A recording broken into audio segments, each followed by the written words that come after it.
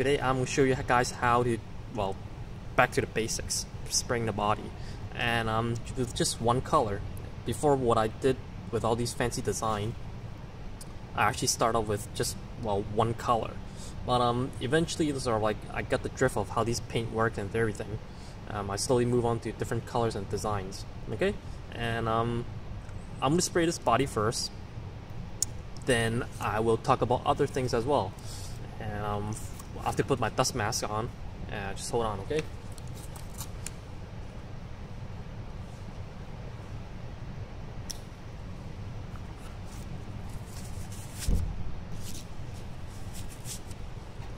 Okay, here we go.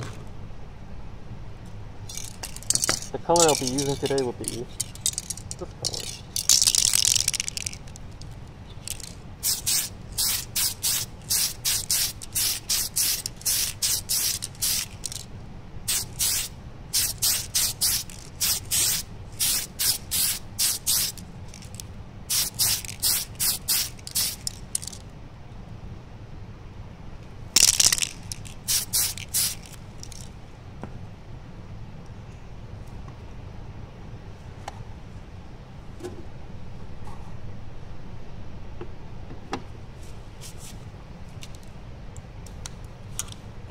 Okay, I'm done right there.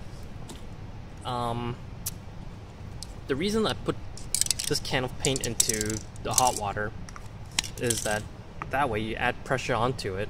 At the same time, it's sort of like get the molecules going. It doesn't have get the molecules going. That way, sort of like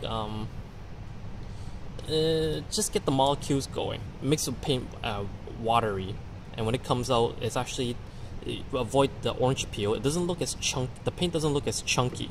You know the difference. And probably you're saying to yourself like, okay, how come my glove all of a sudden there's one part missing here? This happened to me back then. I was spray painting with this tip on, and what happened was that when I spray paint, the tip of the glove have some dirt on it. And when I sprayed it, the dirt, well, actually the paint dragged the dirt and put it right onto the body.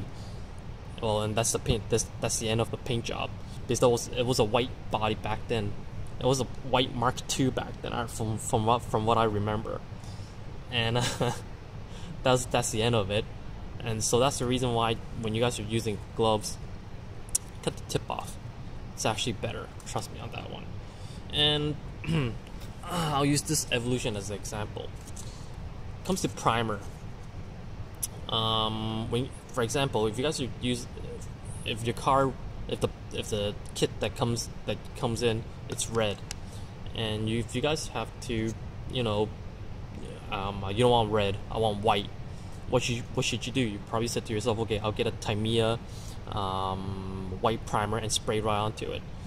Apparently you have to apply one more coat of primer onto it, because the white primer itself is not strong enough to cover the red body.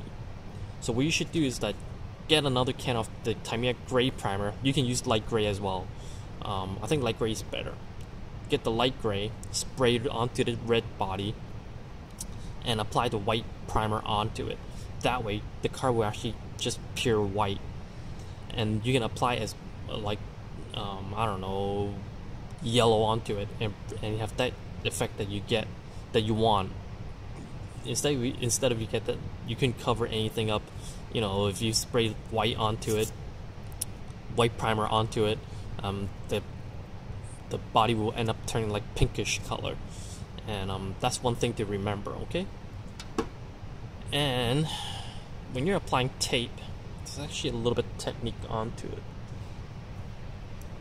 For example, if you apply paint, like apply tape to make sure the body doesn't fall out, to make sure the body doesn't tip over. Don't apply it like this.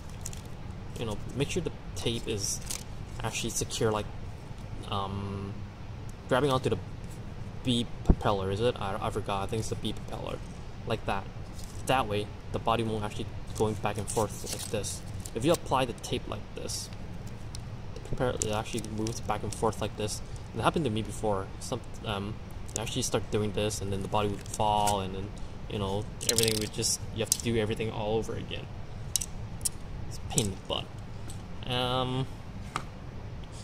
If you guys get a chance, get one of these cases. I don't know about the States or Europe, but in Asia we can actually get these very easily. Just get one. If you guys don't have it, I did this before. Get a Tupperware, something like, go to like these dollar stores. They get like a Tupperware that's like cheap, something about this high, higher than like a can of paint, and that's like the closest thing I could think of. I did that once, and it works pretty well. Also, one thing that happened to me a couple minutes ago was, as you can tell, the thing that's supporting the body is actually a two lid.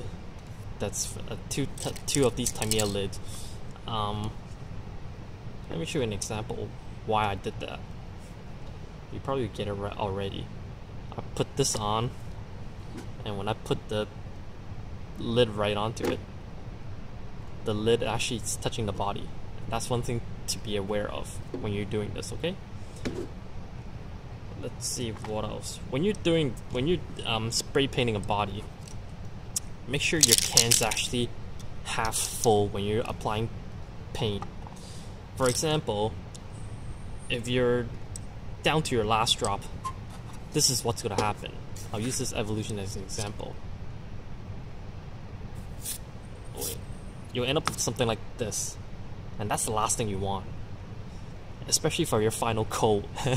If it's your final coat and you end up with something like this, you're screwed practically.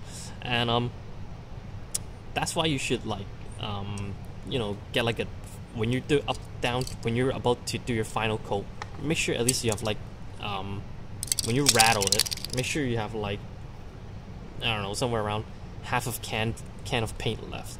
Not like I don't know, like a quarter left, then you're screwed pretty much. And that's one thing to remember, because it happened to me before. You just end up splash onto it and you're pretty much done. And when I do it, like, probably you said to yourself, probably you're asking right now, how many layer of paint do I need to apply on? That have to be a personal thing. I usually apply 3 layers of paint. First layer I don't care, I just have some paint on it. I'll sand it down eventually. And the second layer, I don't know, same thing. Third layer, I have to be careful. Make sure there's no dust on it. For example, if there's some dust landed onto the body from my last layer, what I do is I get like these old 800 grit sandpaper, sand it down, and get these Tamiya polishing compounds. Make sure there are no more scratches on it. Then apply cloth clear, and then I start applying clear on it. Then everything would be fine. The cloth I like to use is one of these old glasses cloth. I like these ones because they're soft and they're small, and that's why what I usually use. Okay. Let's see what else.